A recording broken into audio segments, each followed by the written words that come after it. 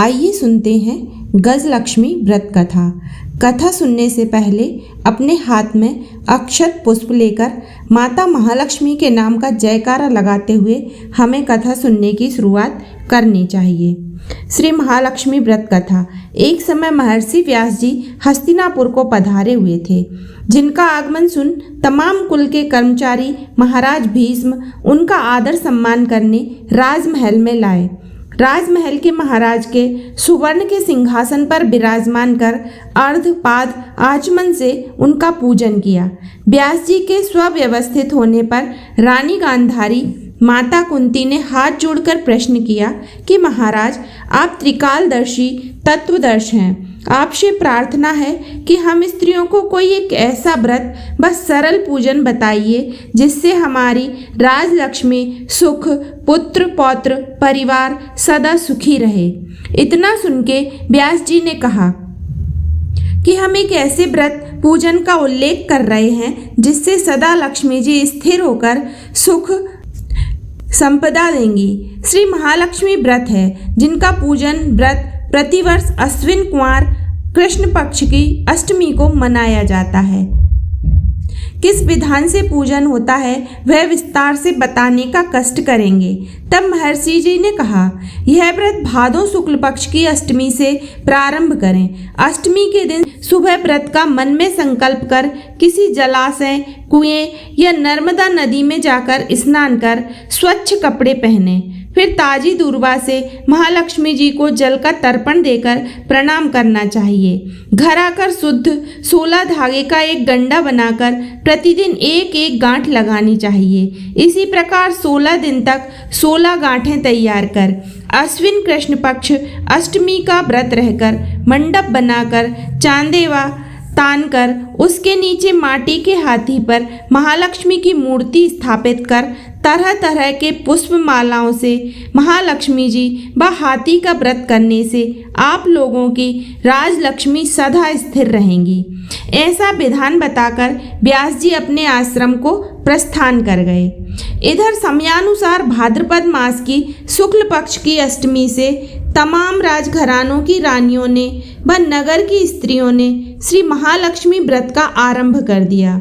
बहुत सी नारी गांधारी के साथ प्रतिष्ठा मान हेतु व्रत का साथ देने लगीं। कुछ थोड़ी नारी माता कुंती के साथ प्रतिष्ठा मान हेतु व्रत का साथ भी आरंभ करने लगीं। पर गांधारी जी द्वारा कुछ द्वेष चलने लगा। ऐसा होते होते 15 दिन व्रत के समाप्त होकर 7वां दिन अश्विनी कृष्ण पक्ष की अष्टमी का दिन उपस्थित हुआ। उस दिन प्रातः काल से नगरवासियों ने उत्सव मनाना आरंभ कर दिया और तमाम नर नारी राजमहल में गांधारी जी के यहाँ उपस्थित होकर तरह तरह से माँ महालक्ष्मी जी के मंडप व माटी के हाथी बनाने सजाने की बड़ी तैयारी करने लगे। और गांधारी जी ने नगर की सभी प्रतिष्ठित नारियों को बुलाने के लिए सेवक भेजे, परंतु कुंती को नहीं बुलाया और ना ही कोई सूचना दी। उत्सव में शामिल होने की सारे राजमहल में तरह तरह के उत्सव की धुन गूंजने लगी, जिससे सारे हस्तिनापुर में खुशी मनाई गई। माता कुंती ने अपना अपमान समझकर बड़ा रंज माना और व्रत की कोई तैयारी न की। इतने में महाराज युधिष्ठिर, अर्जुन, भीम, नकुल, सहदेव सहित 5 पांडव उपस्थित हो गए। अपनी माता को संजीदा देख अर्जुन ने प्रार्थना की, माता इतनी दुखी क्यों हो? क्या हम भी आपके दुख का कारण समझ सकते हैं और दुख दूर करने में भी सहायक हो सकते हैं? आप बताएं। तब माता कुंती ने कहा, बेटा, यह जाति अपमान, इससे बढ़कर कोई दुख नहीं है। आज नगर में श्री महालक्ष्मी व्रत उत्सव में राजा रानी गांधारी ने सारे नगर की आली अदना औरतों को मान देकर बुलाया है, परंतु तुम्हारे ईर्ष्यावश मुझे अपमान कर उत्सव में नहीं बुलाया। पार्थ ने कहा, माता, क्या यह पूजा सिर्फ दुर्योधन के महल में ही हो सकती है? आप अपने घर में कर सकती हैं। तब माता कुंती ने कहा, बेटा, कर सकती हूँ, पर वह साज सामान इतनी जल्दी तैयार नहीं हो सकता, क्योंकि गांधारी के 100 पुत्रों ने माटी का विशाल हाथी तैयार करके पूजन के साथ सजाया तुमसे न बन सकेगा। और न उत्सव की तैयारी आज दिन भर में ही हो सकती है। पार्थ ने कहा, माता, आप पूजन की तैयारी कर नगर में बुलावा दे दें। मैं आपको ऐरावत हाथी पूजन को बुला रहा हूँ। मैं इंद्रलोक से इंद्र का हाथी ऐरावत, जो पूजनीय है, बुलाकर तुम्हारी पूजा में शामिल कर दूंगा। आप तैयारी करें। इधर माता कुंती ने सारे नगर में पूजा का ढिंडोरा पिटवा दिया और पूजा की विशाल तैयारी होने लगी। तब अर्जुन ने सुरपति को रावत भेजने के लिए पत्र लिखा और एक दिव्य बाण में बांधकर धनुष पर रखकर देवलोक की ओर सभा में फेंका। इंद्र ने बाण से पत्र खोला और पढ़ा तो आश्चर्य से अर्जुन को लिखा, पांडु कुमार, ऐरावत भेज दूं, पर वह इतनी जल्दी स्वर्ग से कैसे उतर सकता है? तुमसे इसका उत्तर शीघ्र लिखो। पत्र पाकर अर्जुन ने पत्र में बाणों का रास्ता बना दिया। अर्जुन ने पत्र में बाणों का रास्ता बनाकर हाथी उतारने की प्रार्थना लिखकर वापस भेज दिया। इंद्र ने मातिर सारथी को आज्ञा दी कि वह हाथी को पूर्ण रूप से सजाकर हस्तिनापुर में उतारने को तत्काल कहा। महावत ने तरह तरह के साज सामान से ऐरावत को सजाया। देवलोक की अंबर झूल डाली गई। सुवर्ण की पालकी रत्न जड़ित कलश से बांधी गई। माथे पर रत्न जड़ित जाली सजाई गई। पैरों में घुंघरू सुवर्ण मणियों की बांधी गई, जिनकी चकाचौंध पर मानव जाति की आंखें नहीं ठहर सकती। इधर सारे नगर में हल्ला मचा कि कुंती के घर सजीव इंद्र का ऐरावत बाणों के रास्ते स्वर्ग से उतरकर पूजा जाएगा। सारे नगर में नर नारी बालक वृद्धों की भीड़ ऐरावत को देखने को एकत्र होने लगी। गांधारी के महल में इस तरह की चर्चा की तो बड़ी चहल पहल मच गई। नगर की नारियां पूजन की थाली लेकर भागने लगीं। माता कुंती के महल में उपस्थित देखते देखते सारा महल पूजा करने वाली नारियों से ठसाठस भर गया।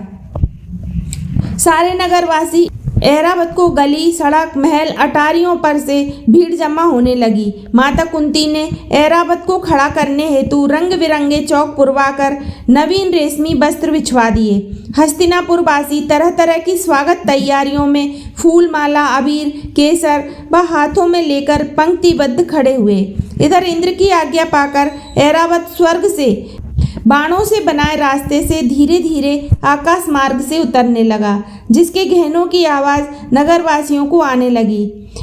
ऐरावत के दर्शन होते ही सारे नर नारी जय जयकार के नारे लगाने लगे। ठीक सायंकाल ऐरावत माता कुंती के महल के चौक में उतारा आया। तमाम नर नारी ने पुष्पमाला, अबीर, केसर को चढ़ाकर स्वागत किया। महाराज ने पुरोहित द्वारा ऐरावत पर लक्ष्मी जी की मूर्ति स्थापित कर वेद मंत्रों द्वारा पूजा की गई। नगरवासियों ने महालक्ष्मी पूजा का स्वागत कर ऐरावत की पूजा की। फिर तरह तरह के मेवे पकवान लेकर ऐरावत को खिलाए गए। ऊपर से गंगा जल पिलाया गया। फिर तरह तरह के पुष्पों से ऐरावत पर वर्षा की गई। पुरोहित द्वारा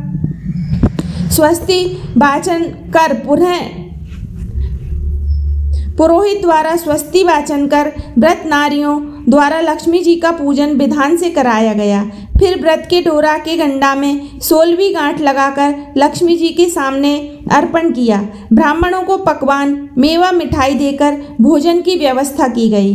वस्त्र, सुवर्ण, अन्न, आभूषण देकर व्रत नारियों ने महालक्ष्मी जी पर हाथों से पुष्पों की वर्षा के बाद वस्त्र, सुवर्ण, अन्न, आभूषण देकर व्रत नारियों ने महालक्ष्मी जी पर हाथों से पुष्पों की वर्षा की। बाद में पुरोहित द्वारा श्री महालक्ष्मी जी का विसर्जन किया गया।